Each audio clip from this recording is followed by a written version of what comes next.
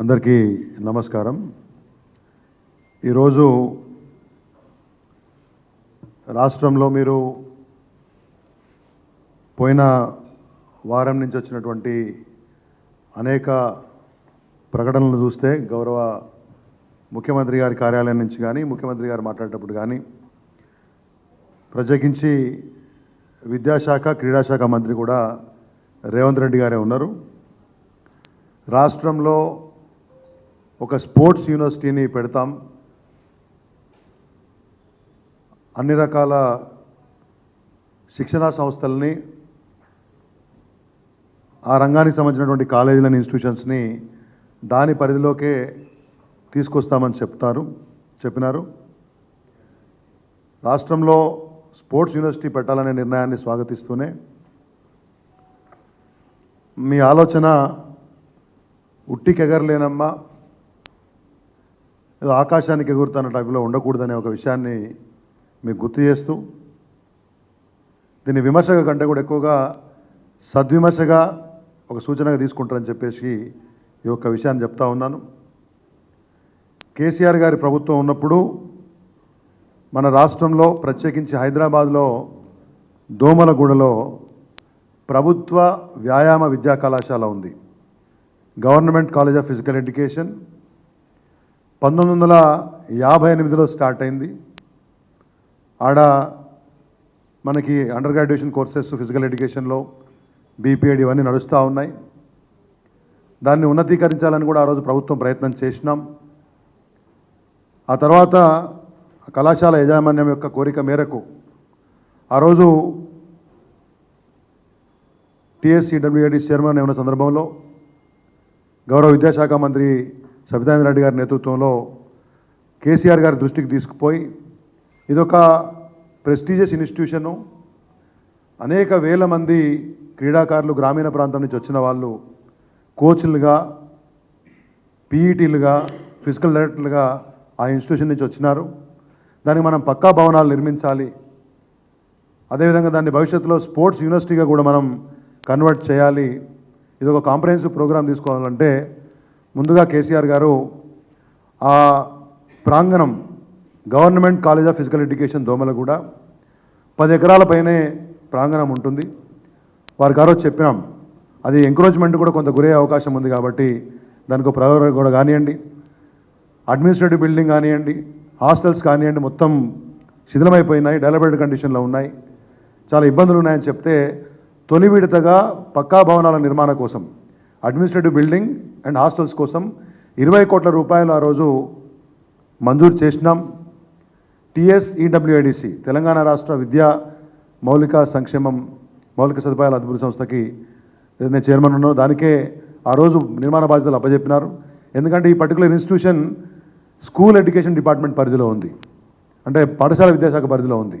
కాబట్టి టీఎస్ఈడబ్ల్యూఐడిసికి ఆ రోజు బాధ్యతలు అప్పచెప్పినాం, టెండర్ కూడా కాల్ఫర్ చేసినాం.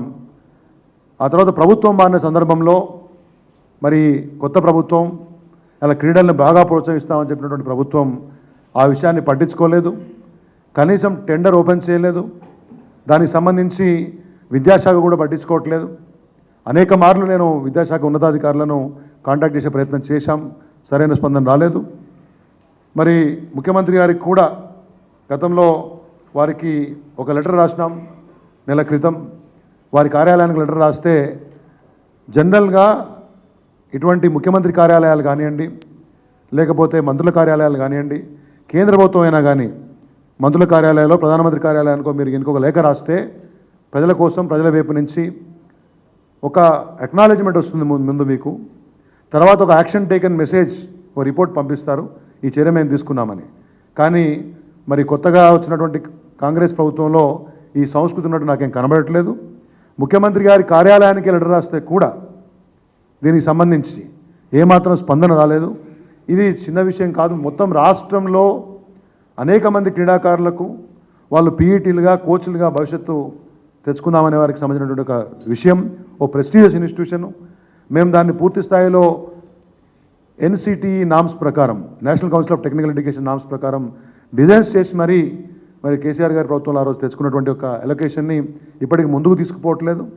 ఎందుకంటే స్పోర్ట్స్ యూనివర్సిటీ పెడతాం, స్పోర్ట్స్ పాలసీ కొత్తగా తెస్తాం, మేము ఒలింపిక్స్ పెడతామనేటువంటి నాయకులు వారే ముఖ్యమంత్రిగా విద్యాశాఖ మంత్రి క్రీడాశాఖ మంత్రి కార్యాలయానికి ఒక లెటర్ పోతే కనీసం స్పందన లేదు. కాబట్టి ఇవాళ మీ ద్వారా మీడియా ద్వారా నేను ఈ లెటర్ని ముఖ్యమంత్రి గారికి, గౌరవ ముఖ్యమంత్రి వారే రాష్ట్ర విద్యాశాఖ మంత్రి క్రీడాశాఖ మంత్రి కూడా దోమల్గూడలోని ప్రభుత్వ వ్యాయామ కళాశాలకు సంబంధించి ఆ రోజు తెలంగాణ రాష్ట్ర ప్రభుత్వం కేసీఆర్ గారి నేతృత్వంలో ఇచ్చినటువంటి ఒక జీవో 20 crores అలొకేషన్ తొలి విడత మాత్రమే, ఇంకా మలి విడతలో మేము ప్లాన్ చేసినాం. అక్కడ ఇంటర్నేషనల్ అథ్లెటిక్ ట్రాక్ రావాలని, స్విమ్మింగ్ పూల్ కావాలని, ఒక అత్యాధునికమైన పరికరాలు చేయాలని, వాటికి అనుబంధంగా వేరే ప్రాంతాలు సేకరించి దాన్ని యూనివర్సిటీగా కన్వర్ట్ చేయాలనే ఆలోచన చేసినాం.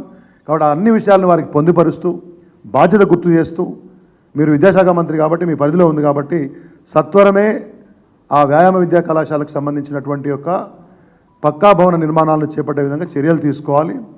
ఆ టెండర్ ఓపెన్ చేయించాలి, నిర్మాణాలు స్టార్ట్ చేయాలి. ఎందుకంటే ఆ రోజు శంకుస్థాపన కూడా చేసినాం. గౌరవ విద్యాశాఖ మంత్రి ఆ రోజు సత్యేంద్ర రెడ్డి గారు, మరి ఆ రోజు ఎమ్మెల్యే ముఠాగోపాల్ గారు అందరి సమక్షంలో దాన్ని శంకుస్థాపన చేసినాం. తొందరగా నిర్మాణాలు తీసుకొస్తే మరి క్రీడా శిక్షకులకు, కోచ్లకు, తయారయ్యే స్టూడెంట్స్కి అది బాగా ఉంటుందనే విషయాన్ని మీ ద్వారా తెలియజేస్తూ, కనీసం ఒకసారి లెటర్ రాసినాం, వారెవరూ స్పందించలేదు. మీడియా ద్వారా ప్రజాముఖంగా ఇవాళ వారికి లెటర్ పంపిస్తున్నాను. దీనికైనా స్పందించి మీరు స్పోర్ట్స్ యూనివర్సిటీ పెట్టండి, ఇంకేదైనా పెట్టండి, మీరు అన్ని ఇన్స్టిట్యూషన్స్ని ఆ పరిధిలో తీసుకుపోతా అంటున్నారు. ఇక్కడ ఒక మంచి 10-10.5 ఎకరాల స్థలం బ్రహ్మాండంగా సిటీ మధ్యలో ఉంది, కొన్ని వేల మంది కోచ్లు తయారయ్యారు. దాన్ని ఏదో మేము జియో ఇచ్చినాం కాబట్టి దాన్ని పక్కన పెట్టాలనే ఆలోచన విధానాన్ని బంద్ చేసి government college of physical education Domalguda యొక్క పక్కా భవన నిర్మాణాలకి ముఖ్యమంత్రి గారు చొరవ తీసుకోవాలని చెప్పి మీ ద్వారా వారికి విన్నవిస్తూ ఈ లెటర్ వారికి పంపిస్తున్నాను. ఆ రోజు మా గవర్నమెంట్ ఇచ్చినటువంటి ఒక జియో కాపీ ఇది, అది కూడా వారికి నేను జత చేసి పంపిస్తున్నాను. ఇది ఆ రోజు శంకుస్థాపన జరిగినప్పుడు గౌరవ విద్యాశాఖ మంత్రి సత్యేంద్ర రెడ్డి గారి సమక్షంలో జరిగినటువంటి ఒక కార్యక్రమం యొక్క ఫోటోలు పంపిస్తున్నాం, మీడియా కవరేజ్ కూడా పంపిస్తున్నాం. కాబట్టి ఖచ్చితంగా ఈ యొక్క విషయాన్ని ముఖ్యమంత్రి గారి యొక్క కార్యాలయం, ముఖ్యమంత్రి గారు సీరియస్గా తీసుకొని స్పందించాలని చెప్పేసి కూడా మీ ద్వారా కోరుతున్నాను. ఆ తర్వాత దాన్ని మీరు స్పోర్ట్స్ యూనివర్సిటీకి అఫిలియేట్ చేసుకోవచ్చు అనే విషయాన్ని కూడా మీ ద్వారా తెలియజేస్తూ ధన్యవాదాలు. Thank you. ఈ కాపీస్ అందరికీ ఇది ఒకటి పీడిఎఫ్ ఇచ్చాను కాబట్టి ఈ లెటర్ మనం ఆ పాత లెటర్ కూడా